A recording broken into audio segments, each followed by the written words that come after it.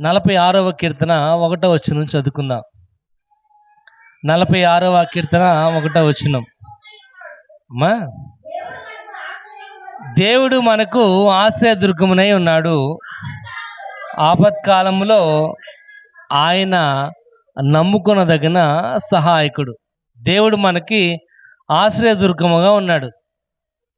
ఆయన ఆపత్కాలంలో మనము నమ్ముకొనదగిన సహాయకుడిగా ఉన్నాడు. ఈ దినమున ఇక నూతన సంవత్సరంలో ఉన్న మనము దేవుడు మనకి ఆశ్రయదుర్గముగా ఉన్నాడని సెలవిస్తున్నాడు. ఆయన నమ్ముకొనదగిన సహాయకుడు అంటున్నాడు.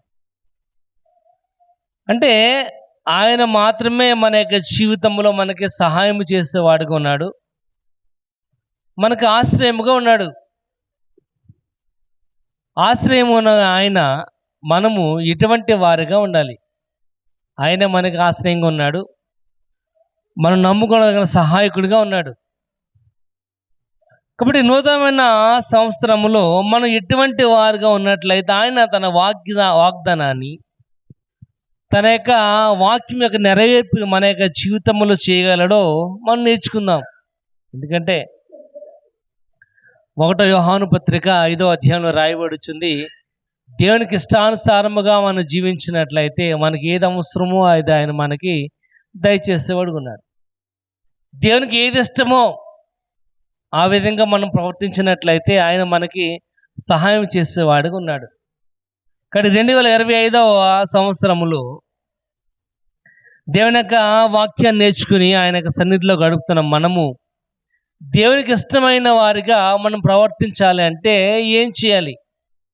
ఎందుకంటే మనం చదివిన కీర్తన భాగం రాయబడి 46వ కీర్తనలో ఆయన నమ్మదగిన సహాయకుడు అని, ఆయనే సహాయం చేసేవాడని రాయబడుచుంది. కాబట్టి సహాయం చేసే ఆయన మన యొక్క జీవితంలో మనకి ఏది అవసరమో దయచేసి ఆయన తన ఇష్టానుసారముగా మనం జీవించాలి అంటే, దేవునికి ఇష్టమైన వారిగా మనం జీవించాలి అంటే మన యొక్క జీవితంలో మనం ఏం చేయవలసిన వారిగా ఉన్నామో నేర్చుకుందాం. లేవికాండము 20 అధ్యాయము 22 చూద్దాం. లేవికాండము 20:22. దేశమునకు మిమ్మును తీసుకొని పోవుచున్నాను, ఆ దేశము మిమ్ములను కక్కి వేయకుండానట్లు మీరు నా కట్టలన్నిటినీ నా విధులన్నిటినీ అనుసరించి నడుచుకోవాలి.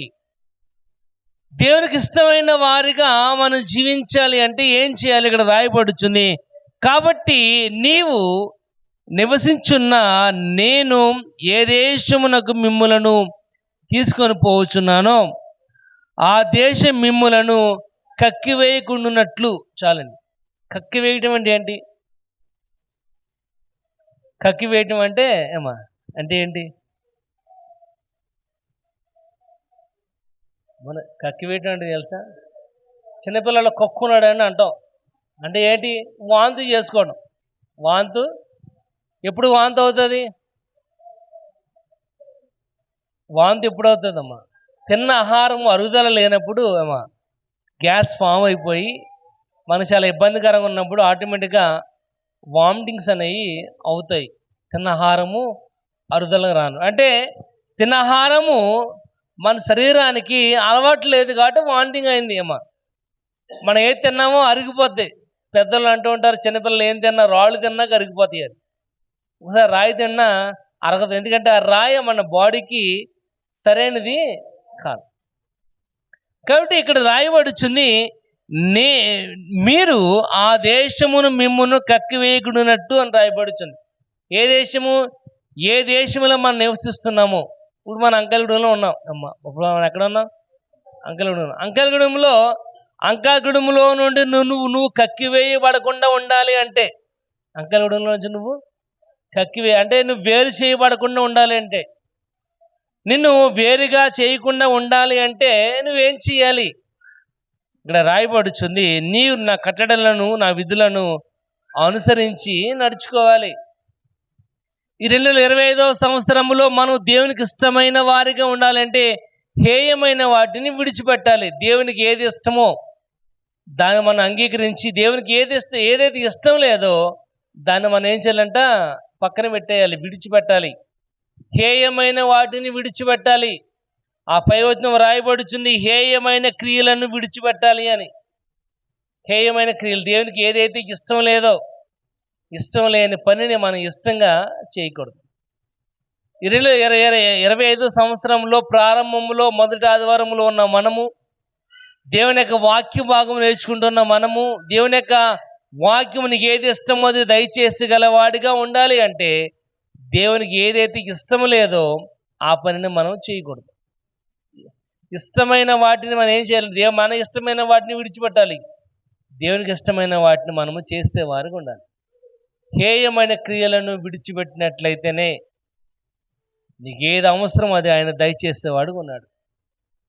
ఏంటి హేయమైన వాటిని విడిచిపెట్టడం అంటే, ఇక్కడ రాయబడుతుంది, కాబట్టి నీవు నివసించినట్లు ఏ దేశమునకు నేను మిమ్మలను తీసుకొని పోవచ్చున్నాను ఆ దేశం మిమ్మల్ని కక్కివేయకున్నట్లు మీరు నా కట్టడలను నా విధులను అనుసరించి నడుచుకోవాలి. దేవునికి ఏది ఇష్టం అంటే ఆయన యొక్క వాక్యాన్ని వినడం ఇష్టం, ఆయన వాక్యం అనుసరించి నడుచుకోవడం ఇష్టం, ఆయన వాక్యం చెప్పినట్లుగా మన యొక్క జీవితమును మార్చుకోవడం ఆయనకి ఇష్టం. సామెతల గ్రంథం 3వ అధ్యాయము 5వ వచనం చూద్దాం. ఇది స్వబుద్ధిని ఆధారం చేసుకొనక నీ పూర్ణ హృదయముతో యెహోవా యందు, అది ఆయనకి ఇష్టం. ఏంటో ఇష్టం అంటే, నీ పూర్ణ హృదయముతో నీ దేవుడైన యెహోవా యందు నమ్మకం ఉంచాలి, అది ఆయనకి ఇష్టం. మనం చేస్తుంటాం, మనకి ఇష్టమని చేస్తూ ఉంటాం, మనకి ఏది ఇష్టమో ఆ రకంగానే చేస్తూ ఉంటాం, మనకి ఇష్టమైన టైంకి వస్తూ ఉంటాం, మనకి ఇష్టం వచ్చిన పాట పాడుతూ ఉంటాం, సందర్భం లేని వాక్యం చదువుతూ ఉంటాం, సందర్భంలో ఉన్న వాక్యాన్ని మనం చదవం, మనకిష్టం.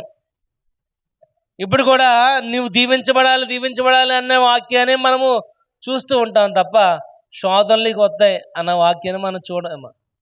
పొద్దున ఒక వాగ్దానం వచ్చింది, సింహాలను నాగుపాములను అనగదొక్కదని వచ్చింది. పాస్టర్ గారండి ఏంటి సింహాలేంటి నాగుపాములేంటి అంది. ఎందుకంటే మనం ఆ మాటని డైజెషన్ చేసుకోలేం. అంటే సింహం లాంటి నాగుపాము లాంటి ఎన్ని శోధనలు మీదకి వచ్చినప్పటికీ నువ్వు ధైర్యంగా ఉండగలవు అని అర్థం. మనం అది అంశం, దేవుడు నిన్ను నీ కుటుంబం దీవించింది కాకుండా అబ్బా మంచి వాగ్దానం వచ్చిందండి అనుకో. దేవుని యొక్క వాక్య భాగం రాయబడి హేయమైన వాటిని విడిచిపెట్టాలి. దేవునికి ఏదైతే ఇష్టం లేదో, ఇష్టం లేని పనిని మనము చేసేవారు ఉండకూడదు, పక్కన పెట్టాలి ఇష్టం లేదని. ఎందుకంటే కీర్తన భాగం రాయబడుతుంది, నీ మందిరాలకు దినము గడిపుట 1000 దినముల కంటే శ్రేష్టం. దేవునికి అది ఇష్టం, దాన్ని చేయం. మనం ఏం చేస్తుంటే మనకి ఇష్టం వచ్చింది చేస్తూ ఉంటాం. ఈ వారం పోతే పర్లేదు, ఈ వారం రాకపోయినా పర్లేదు, ఇంకా 50 వారాలు ఉన్నాయి కదా, కంగారు ఏంటి అని. కానీ దేవుని యొక్క అనుదినము నీ గడపనంతా కూర్చుని కనిపెట్టుకుని ఉండిన వాడు చాలా ధన్యుడు అని రాయబడుతుంది. అనుదినము దేవుని యొక్క వాక్యాన్ని వినేవారుగా, అనుదినము దేవుని యొక్క వాక్యం నేర్చుకునే వారు ఉండడం ఎంతో ధన్యతకరమైన జీవితం కలిగిన వారికి ఉంటారు. ఇక్కడ రాయబడుతుంది హేయమైన వాటిని విడిచిపెట్టాలి. ఇంకేంటో చూద్దాం. యెహెజ్కేలు గ్రంథము 21-22 చూద్దాం. నా మీద తిరగబడి తాను అనుసరించి బ్రతకవలనని నేనిచ్చిన నా కట్టడలను అనుసరింపకయు నా విధులను గైకొనకయు నేను నియమించిన విశ్రాంతి దినమును అపవిత్రపరిచిరి గనుక వారు అనర్యంలో ఉండగానే నేను నా రౌద్రాగ్నిని వారి మీద కుమ్మరించి నా కోపం వారి మీద తీర్చుకుందును. మనం అంటూ ఉంటాం ఏమని, నేనేంటో చూస్తావు నువ్వు అని అంటావు లేదా, నా రంగు చూస్తావు నువ్వు అంటావు లేదా, నేను కనుక 3వ కన్ను తెరిచానంటే నువ్వు భస్మం అయిపోతావు అంటాం లేదా మనం. అంటే ఎప్పుడు అంటాం మనం, మన కోపం పీక్స్లో ఉన్నప్పుడు అంటాం, మన కోపము తీవ్ర స్థాయికి చేరినప్పుడు అంటాం నేనేంటో నీకు చూపిస్తానండి ఏమా అంటాం. అప్పుడు దాకా కూడా ఆ మాట అనం, మనం స్టార్టింగ్లో మనం అనం. ఎప్పుడైతే గొడవ రేజ్ అయ్యి ఎప్పుడైతే పీక్స్కి వెళ్ళిపోతుందో, ఇంకా తారాస్థాయికి వెళ్ళిపోతుందో అప్పుడు అంటాం నేనేంటో చూపిస్తాను. ఇక్కడ కూడా ఆయన అదే అంటున్నాడు ఆ వాక్యాన్ని. నా విధులను గైకొనకయు నేను నియమించిన విశ్రాంతి దినములను అపవిత్రపరిచిది గనుక వారు అరణ్యములో ఉండగానే నేను నా రౌద్రాగ్నిని వారి మీద కుమ్మరించేదను. ఏంటంట? విశ్రాంతి దినమును పరిశుద్ధంగా ఆచరించడానికి జ్ఞాపకము చేసుకోవాలి అన్నాడు ఆజ్ఞలో. విశ్రాంతి దినమును పరిశుద్ధంగా ఆచరించడానికి జ్ఞాపకము అంటే ప్రతి వారము దేవుని విడిచిపెట్టకుండా దేవుని స్తుతించేవారుగా గణపరిచేవారుగా ఉండాలి. అది మన యొక్క బాధ్యత. అందుకంటున్నాడు 6 రోజులు నీ, 7వ రోజు మాత్రం నాది. 6 రోజులు నీ ఇష్టం, నువ్వే పని చేసుకుంటావు చేసుకో, కానీ 7వ రోజు మాత్రము తప్పనిసరిగా నువ్వు దేవుని మందిరములో కనబడాలి. అది దేవుని యొక్క ఇష్టం. ఆ దేవుని యొక్క ఇష్టమై ఉంది దేవునికి. మనమే చేస్తున్నామంటే ఆ విశ్రాంతి దినాన్ని కూడా మనం దేవునికి ఇవ్వకుండా పాడు చేసే వారికి ఉంటున్నాం. ఆ విశ్రాంతి దినం దేవుని స్తుతించకుండా పాడు చేసే వారికి ఉంటున్నాం.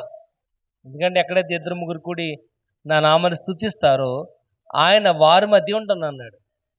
ఇక్కడ మనం ఆ దేవుని యొక్క పరిశుద్ధ ఆలయములో ఉండి మనము మొరపెట్టినట్లయితే ఆయన మన మొర ఆలకించు అడుగు ఉన్నాడు. అది ఇక్కడ రాయబడుచుంది. దేవుడు ఇచ్చిన ఆజ్ఞ మనం తప్పకుండా ఫాలో అవ్వాలి. ఇక్కడ రాయబడుచున్నమాట, నా విధులను గైకొనకయు నేను నియమించిన విశ్రాంతి దినమును అపవిత్రపరిచిరి అని రాయబడుచుంది. అందువల్ల అంటున్నాడు, ఇందువల్లనే కదా నా నామము మీ మధ్య ఏం చేయబడుతుందంట? అవమానపరచబడుతుంది. అంటే దేవుని యొక్క మందిరములో ఉండి దేవుని యొక్క వాక్యాన్ని విని దేవుని యొక్క వాక్యానుసారంగా జీవిస్తున్న మనము దేవునికి ఏది ఇష్టమో అది చేయట్లా. దేవునికి ఇష్టము లేనివన్నీ చేస్తున్నాం కనుక ఆయన అంటున్నాడు, నీ వలన నా నామము దూషింపబడుతుంది.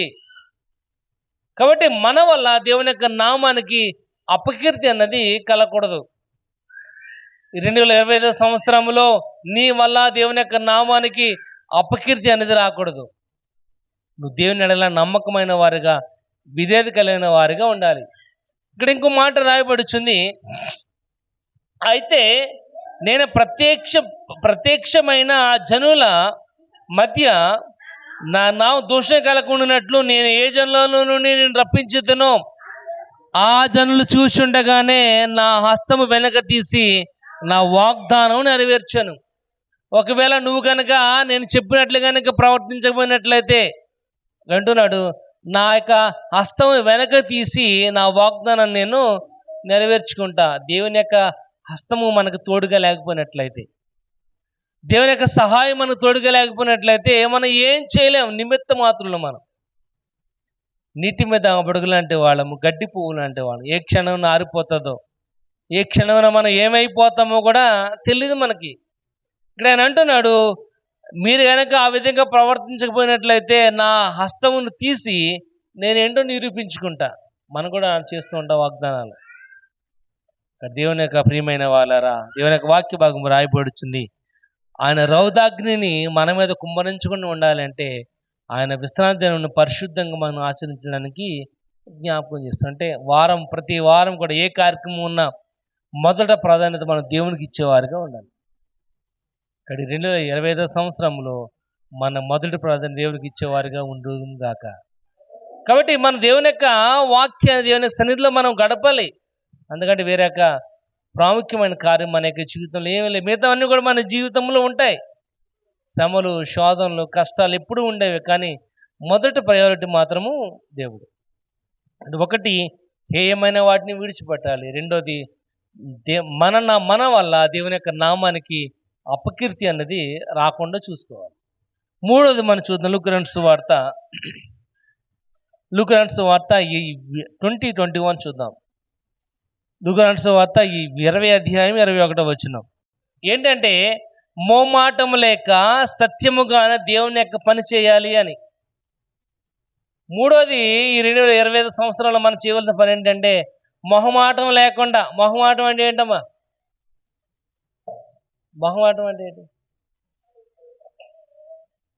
మొహమాటం అంటే ప్రార్థన రమ్మంటే మొహమాటం. ఎందుకంటే పాస్ట్ గారు అండి నేను ఒక్కడే మొగోడిని అండి, ఇంకెవరు కూడా మొగోళ్ళు రావట్లేదు. ఇప్పుడు ఏంటో మొహమాటం, సిగ్గు. దేవుని పని చేయడానికి సిగ్గు ఏమ్మా. దేవుని పని చేయడానికి సిగ్గు ఉన్నవాడేమ్మా. దేవుని పని చేయడానికి సిగ్గున్నవాడు అన్నిట్లో అలాగే ఉండాలి. అన్నిట్లో అలాగే ఉండాలి. మనం భోజనానికి వెళ్తాం, మ్యారేజ్ ఫంక్షన్కి వెళ్తాం ఏమ్మా. ఇవాళ మేము ఫంక్షన్కి వెళ్ళాలి పాతపేటలో. మనం తింటూ ఉంటాం ఏమా. మనం ఏం చేస్తూ ఉంటాం? తింటూ ఉంటాం. మన వెనకాల ఒకటి నుంచి ఉంటాడు కుర్చీ కాపుకొని ఏమా. మనం అన్నం వేసుకున్నాం అనుకో, వాడు మనం అన్నం వేక మనకి చూస్తూ ఉంటాడు.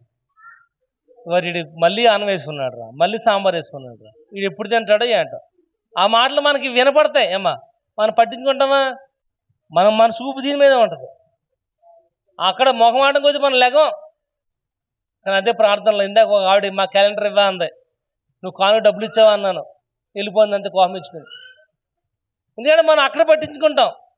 కానీ ఇక్కడ వాక్య భాగం రాయబడి వచ్చింది, మొహమాటం లేక సత్యముగానే దేవుని యొక్క పని చేసేవారుగా ఉండాలి, మొహమాటంగా ఉండకుండా.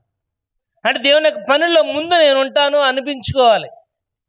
దేవుని యొక్క పని అంటే నేను చేయాలి ముందుగా అనే ఆలోచన కలిగిన వారుగా ఉండాలి. 2025వ సంవత్సరంలో ఆ విధంగా ఉండడానికి మనం ప్రయత్నం చేద్దాం. ఇక్కడ వాక్య భాగం రాయబడుచుంది, బోధకుడా నీవు న్యాయంగానే మాట్లాడుచును బోధించున్నావు, నీవెవని యందును మొహమాటము లేకుండా సత్యముగానే దేవునికి పని చేస్తున్నావు. అమ్మా మనం ప్యాంపరింగ్ చేయవసరలే. ప్యాంపరింగ్ అంటే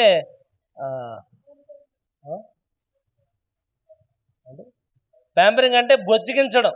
మన ఎవరిని కూడా బొజ్జగించని అవసరం లేదు. చిన్నపిల్లల్ని బొజ్జగిస్తాం. ఇప్పుడు నా కన్నా, నా బుజ్జి, నా నాన్న అమ్మ నడుము చెయ్యేసి బాగా అరగదీస్తాం బా అరగదీసిన ఆడే అమ్మా నేను ఉండనా వెళ్ళిపోను ఇంట్లో నుంచి అంటాడు. అవునా? అది కాదు ప్యాంపరింగ్ అంటే. అది మనకు అనవసరమైన సబ్జెక్ట్. అది దేవుని యొక్క వాక్య భాగం రాయబడుతుంది, మన ఎవరిని బొజ్జగించిన అవసరం లేదు. మొహమాటం లేకుండా సత్యముగా దేవుని యొక్క పని చేయాలి. అది ఆయన అలాగే చేశాడు. ఇక్కడ అంట బోధకుడా నువ్వు న్యాయంగా మాట్లాడుచున్నావు, నువ్వు న్యాయంగా బోధిస్తున్నావు, నువ్వు ఎవని యందును మోమాటము లేక సత్యముగా దేవుని యొక్క మార్గమును బోధించున్నావు. నువ్వు సత్యంగా దేవుని యొక్క పని చేసేవారు కావాలి. దేవునికి మొహమాటంగా ఏమని అనుకుంటారేమో, చెల్లపోతే బాగోదేమో, రమ్మన్నారు పాస్టర్ గారు రాకపోతే బాగోదేమో అని మాత్రం ఎవరు కూడా దేవుని యొక్క పని మాత్రం చేయొద్దు. 2025వ సంవత్సరంలో మోమాటం లేకుండా సత్యముగా దేవుని యొక్క పని నీకు నీవు ఇష్టపూర్వకంగా చేయాలి. తప్ప నేను రాకపోతే అడుగుతారు, నేను రాకపోతే నా లోటు కనపడద్దు, నేను రాకపోతే నా ప్లేస్ అలా ఖాళీగా ఉండిపోద్దని కాదు. మోమాటం లేకుండా దేవుని యొక్క పని చేసేవారు దేవునికి అవసరం. మరి ప్రియమైన వాళ్ళరా, దేవుని యొక్క వాక్య భాగం రాయబడుచుంది. మూడవది, మొహమాటం లేకుండా సత్యముగా దేవుని యొక్క పని చేయడం దేవునికి ఎంతో ఇష్టమైనదిగా కనబడుతుంది. నాలుగవది మనం చూద్దాం, అపోస్తలుల కార్యాలు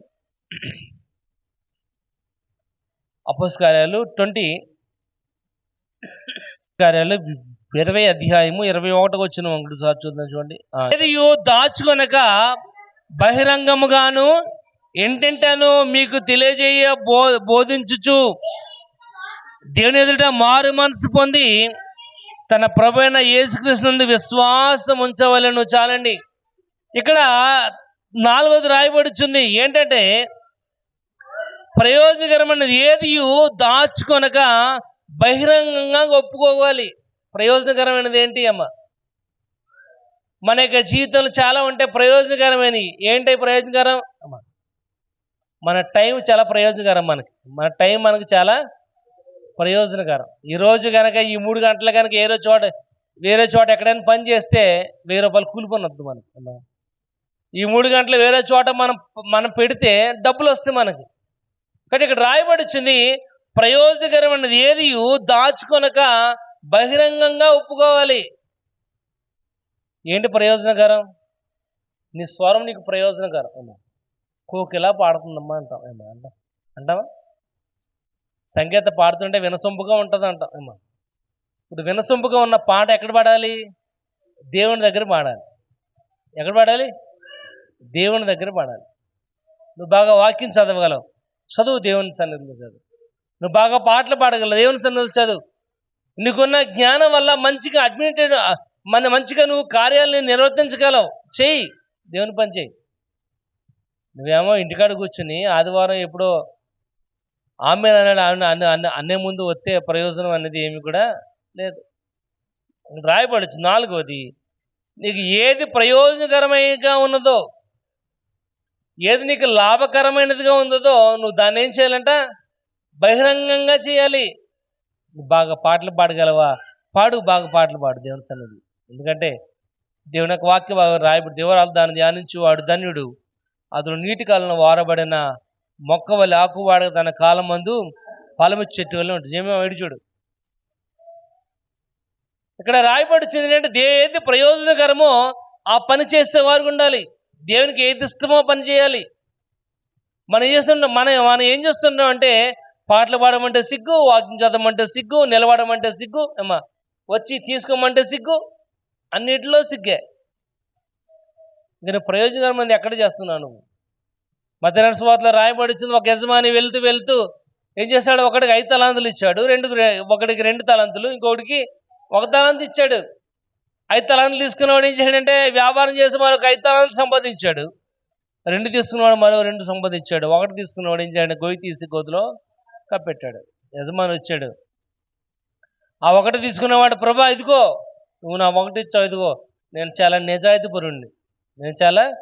నిజాయితీపరుణ్ణి, నేను మాట అంటే పడేవాడిని కాదు, నేను అందరిలాగా మోసం చేసేవాడిని కాదు. ఇదిగో నువ్వు నాకు 1 రూపాయి ఇచ్చావు, నువ్వు ఏ రూపాయి ఇచ్చావు ఆ రూపాయి నేను ఇదిగో మళ్ళీ తిరిగి నేను నీకు ఇచ్చేస్తున్నాను. దేవుడు సంతోషపడ్డా? అమ్మా, దేవుడు సంతోషపడ్డా? యజమాని ఏమైనా సంతోషపడ్డా? భలే చేస్తారు అన్నాడా? ఏమన్నాడు? ఇంతటి అల్ప విశ్వాసం నేను చూడలేదు. ఎందుకంటే నువ్వు నీకు ఇచ్చిన రూపాయి తీసుకుని షావుకారికి ఇచ్చినట్లయితే అమ్మా వాడు ఎంతకంత వ్యాపారం చేసుకుని నీకు వడ్డీ అన్న ఇచ్చేవాడు. నువ్వు ఆ పని కూడా చేయలేదు కాబట్టి నువ్వెక్కడ అంటే నీ బ్రతుకు చీకటి కొట్టులో, అక్కడ పురుగు ఆరదు అమ్మా, అగ్ని ఆరదు, పురుగు సావు, అది నీ బ్రతుకు. కానీ నీకు ఏదైతే ప్రీతికరమో దేవుని కోసము త్యాగం చేసేవారు ఉండాలి. చూడండి, ఒక లూకా సువార్త 21:3 చూద్దాం. లూకా 21:3 వేసెను, వారందరూ తమ కలిగిన సమృద్ధిలో వేశారు, ఈమైతే తనకు లేమిలో కలిగిన జీవనమంతయు వేసింది. చాలండి, ఇక్కడ రాయబడిచింది. ఇక్కడ ఉన్న వాళ్ళందరూ కూడా ఏం చేశారు? తనకున్న ధనములో వేశారు. కానీ ఈమె ఏం చేస్తున్నాడు? ఈమె ఏదైతే ప్రయోజనకరమో, ఈమెకి ఏదైతే తన జీవనానికి అవసరమో తన జీవనమంతయు కూడా దేవునికి ఇచ్చేసింది. అది దేవునికి ఇష్టమైనది. ఇక్కడ రాయబడుచుంది ఏంటంట? ఏది ప్రయోజనకరమైనదో దాన్ని దేవుని కొరకు నువ్వు వాడుకోవాలి. ఇక్కడ రాయబడుచుంది ప్రయోజనకరమైనది ఏది దాచుకొనక అని రాయబడుచుంది. ప్రయోజనకరమైన ఏది కూడా దాచుకోకూడదు. మనం ఏదైనా దాచుకున్నాం అనుకో, అదేమొస్తుందంటే దొంగలు కొట్టేస్తారు, చిమ్మిట పడుతుంది, చెదబట్టేస్తుంది, నువ్వు తినడానికి కూడా ఉపయోగం ఉండదు. మొదట దేవుని పని, తర్వాత నీ పని. మొదట దేవుని పని అంటే నాకు ఇమ్మని కాదు, దేవునికి ఇవ్వాలి. మొదట మన స్థానం కనబడాలి దేవునిలో మొదట, తర్వాత మన పని. అంతెప్పుడు అంటే నేనును నా ఇంటి వారును యెహోవాను. ఎప్పుడు? మొదట దేవుని పని, తర్వాత మన పని. యోబు గ్రంథం 1 రాయబడుచుంది, ఒకవేళ నా పిల్లలు కనుక దేవుని ఎడల పాపం చేశారేమో అనుకుని వారి కోసము బలర్పించేవాడు. అక్కడ ప్రియమైన 4 ఇక్కడ రాయబడుచుంది, ఇది ఏది ప్రయోజనకరమో మన యొక్క జీవితంలో. నువ్వు బాగా యాక్టివ్గా ఉండగలవా? దేవుని పనిలో ఉండు, యాక్టివ్గా. నువ్వు బాగా పాటలు పాడగలవా? బాగా వాక్యం చదవగలవా? నువ్వు దేవుని యొక్క పరిచయం చేయగలవా? పాటలు లీడ్ చేయగలవా? మొదట నీకు ఏది ప్రయోజనకరమై ఉందో దాన్ని దాచుకోకూడదు. దేవుని సన్నిధి దాచుకుంటే నష్టపోతావు. దాచుకుంటే నీ జ్ఞానం నువ్వు బాగా ఇక కార్యక్రమాలన్నీ కూడా నిర్వర్తించగలవా? మంచి సలహాలు ఇవ్వగలవా? ఇవి అలాంటి వారికి దేవుని యొక్క పరిచర్య ఆహ్వానం తెలియజేస్తుంది. ఎందుకంటే మత్తయి 28 అధ్యాయంలో రాయబడుతుంది, సర్వలోకానికి వెళ్ళి సర్వసృష్టికి సువార్తను ప్రకటన చేయాలి. పాస్కర్ వెళ్ళాలి, విశ్వాసులు వెళ్ళాలని ఎక్కడ రాయబడాల. మన పని, నీ బాధ్యత అది. కానీ నువ్వు ఎక్కడుంటే అక్కడ దేవుని పని చేసే విధముగా ఉండాలి. దేవుని దాచుకోకుండా దేవుని సన్నిధిలో ధైర్యంగా నిలబడాలి. యెహోషువ గ్రంథం 1 అధ్యాయము 7వ వచనం చూద్దాం. యెహోషువ 1:7. నిబ్బరము కలిగి జాగ్రత్తగా ఉండి బహుధైర్యముగా ఉండాలి. ఎందుకంటే దేవుడు తన కార్యాలని నెరవేర్చేవాడుగా ఉన్నాడు. కాబట్టి 2025వ సంవత్సరంలో నీకు ఏది ఇష్టమో అది చేయడం కాదు, కానీ దేవునికి ఏది ఇష్టమో, దేవునికి ఏది ఇష్టమో అది చేసేవారికి ఉండాలి. ఒకటి, హేయమైన క్రియలను విడిచిపెట్టేవారికి ఉండాలి. రెండోది రాయబడి, నీ వల్ల దేవుని యొక్క నామానికి అపకీర్తి రాకుండా చూసుకోవాలి. ఎందుకంటే జనులు 1000 కళ్ళతో చూస్తూ ఉంటారు, దేవుని యొక్క నామానికి అపకీర్తి తెచ్చే విధంగా. మూడోది రాయబడి, మొహమాటం లేకుండా సత్యముగా దేవుని యొక్క పని చేయాలి. మొహమాటం పడటం కాదు. మనం ఏం చేస్తామంటే మొహమాటం పడే కాడేమో మొహమాటం పడడం కాడ మనము మొహమాటం కలిగిన వారుగా ఉంటాం. దేవుని పనిలో మొహమాటంగా సిగ్గు లేకుండా దేవుని పని చేయాలి, సిగ్గుపడకుండా. ఎందుకంటే ఆయన సిగ్గుపడనిచ్చేవాడు కాదు. ఆయన విశ్వాసం మనల్ని అవమానం చేకూర్చేది కాదు. ఏదైతే మనం నమ్ముకున్నామో పరిపూర్ణంగా దేవుని ఎడల మనం కొనసాగే వారికి ఉండాలి. 4 ఇక్కడ రాయబడి వచ్చింది, ఏది నీ ప్రయోజనకరమో దాన్ని దాచుకోనకుండా దేవుని కోసం నువ్వు వినియోగించుకున్నట్లయితే. చూడండి, 1వ సమూయేలు గ్రంథము, 1 సమూయేలు గ్రంథము 20 అధ్యాయం 21వ వచనం చూద్దాం. రాయబడుచుంది, యెహోవా జీవము తోడు నీకు ఏ అపాయమును రాక క్షేమమే కలుగును. ఎప్పుడు అంటే హేయమైన వాటిని విడిచిపెట్టినప్పుడు, నీ ద్వారా దేవుని యొక్క నామానికి అపకీర్తి రాకుండా నువ్వు జాగ్రత్తగా చూసుకున్నప్పుడు, మొహమాటం లేకుండా సత్యముగా దేవుని యొక్క పని చేసినప్పుడు, ప్రయోజనకరమైన ఏది దాచుకోనకుండా దేవుని యొక్క పరిచయ నిమిత్తం దాన్ని ఉపయోగించుకున్నప్పుడు, ఇక్కడ వాక్య భాగం రాయబడుచుంది, యెహోవా జీవము తోడు నీకే అపాయమును రాక క్షేమమే కలుగును గాక. కాబట్టి 2025వ సంవత్సరం, ఈ నూతనమైన సంవత్సరంలో ఇంకా 51 ఆదివారాలు మన ముందు ఉంచబడి ఉన్నాయి. ఈ 51 ఆదివారాల్లో కూడా ఎటువంటి యొక్క నష్టము మన యొక్క జీవితం కలగకుండా దేవుడు మంచి ఆరోగ్యమును, బలమును, శక్తిని దయచేయును గాక.